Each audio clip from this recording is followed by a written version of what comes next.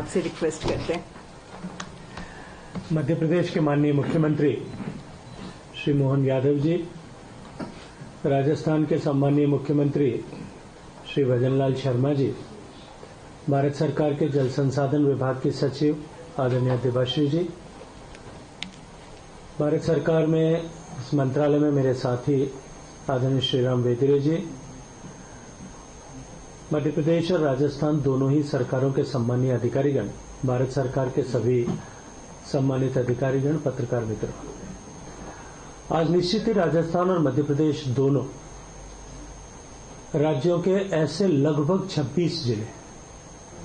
जो, जैसा माननीय मुख्यमंत्री मध्य प्रदेश और राजस्थान दोनों ने अपने वक्तव्य में कहा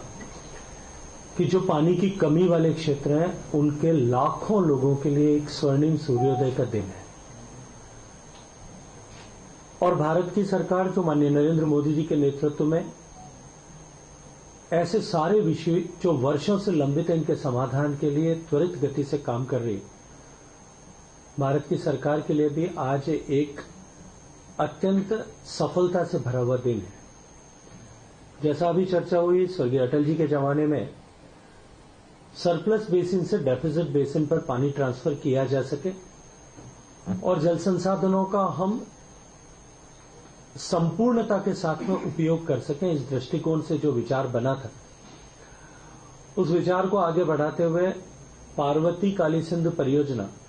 और राजस्थान का ईस्टर्न राजस्थान कैनाल प्रोजेक्ट, इन दोनों को इंटीग्रेट करके एक नई नदी जोड़ने की परियोजना की कल्पना की गई। इस परिकल्पना की पीएफआर बनाई और मैं धन्यवाद देना चाहता हूं नेशनल वाटर डेवलपमेंट अथॉरिटी को और साथ ही साथ में इंटरलिंकेज ऑफ रिवर्स की टास्क फोर्स को भी, और उसकी जो SILR हमारी सुप्रीम कोर्ट के मार्गदर्शन में निर्देश से जो कमेटी बनी है उनको भी, कि उन लोगों ने इस परियोजना को न केवल इसको नेशनल पर्सपेक्टिव प्लान में इंक्लूड किया, प्रायोरिटी लिंक के रूप में इंक्लूड किया और बहुत कम समय में दोनों राज्यों के बीच में तकनीकी के आधार पर सहमति बना करके आज के इस मुकाम पर ला करके खड़ा किया कि जब हम गर्व के साथ में ये बात कह सकते हैं कि इसकी डीपीआर बन जाने के बाद जब हम काम प्रारंभ करेंगे तब निश्चित ही जैसा बताया गया कि 5,40,60,000 से ज्यादा हेक्टेयर भूमि, मतलब लगभग 14 लाख एकड़ जमीन जो है वो किसानों की नई सिंचाई के अधीन आएगी और लाखों लोगों को पेयजल की सुविधा जो है वो आने वाले 30-40 सालों तक के लिए स्थायी रूप से मिलने वाली है। इतना ही नहीं, इस परियोजना के कारण से जो बांध भरेंगे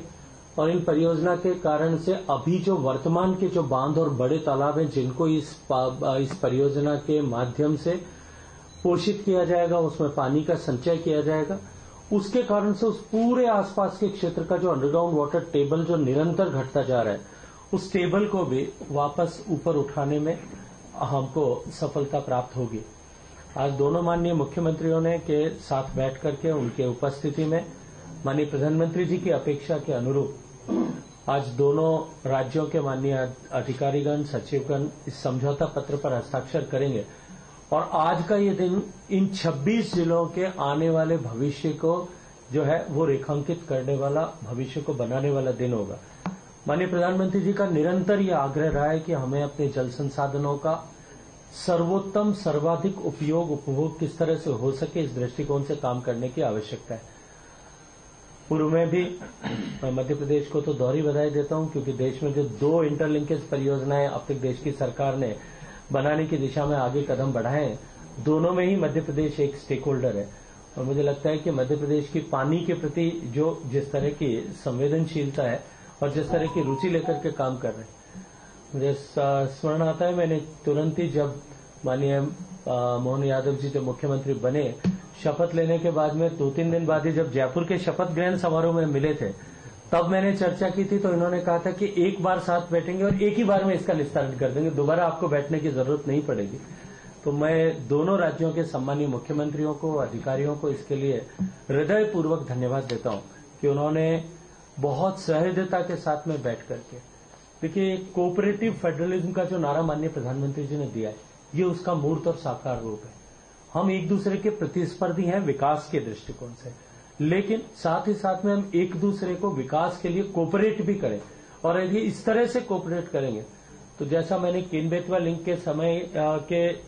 के लिए जब ऐसा अवसर आया था, तब मैंने जो कहा था कि ये केवल 2 राज्यों के बीच में किसी एक नदी जोड़ने के प्रकल्प की शुरुआत मात्र नहीं है, ये एक नए युग की शुरुआत देश में हो रही है।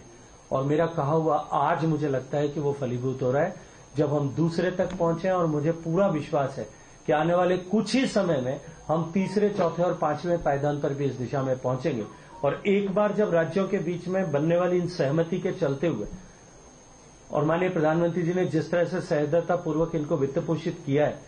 उस दृष्टिकोण से काम यदि होगा तो आने वाले समय में अन्य राज्यों के बीच में भी कंसेंसस बिल्डिंग में हमको सहूलियत होगी, लाभ होगा। और इसके चलते हम देश के बहुत बड़े भूभाग को न केवल सूखे से अपितु बाढ़ से भी बचा पाएंगे। मैं हृदयपूर्वक दोनों राज्यों के माननीय मुख्यमंत्रियों को बधाई देते हुए दोनों राज्यों के इन 13 जिले मध्य प्रदेश और 13 ही जिले राजस्थान के इन 26 जिलों के एक एक व्यक्ति को जिनका जीवन इसके बाद में बदलने वाला है, उन सबको हृदयपूर्वक माननीय प्रधानमंत्री जी की तरफ से बधाई देते हुए दोनों राज्यों के माननीय मुख्यमंत्री और अधिकारियों सबका अभिनंदन करता हूं। बहुत सारा धन्यवाद। शुक्रिया सर। अब मैं माननीय सचिवों को आमंत्रित करती हूँ कि हम समझौता पे हस्ताक्षर करेंगे। आप ही तीनों लोगों को करना है। हम ही तीनों का करना है सर।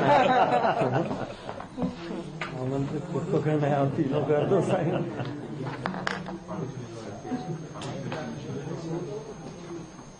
हर पन्ने पे करना पड़ेगा। मैं करता हूँ।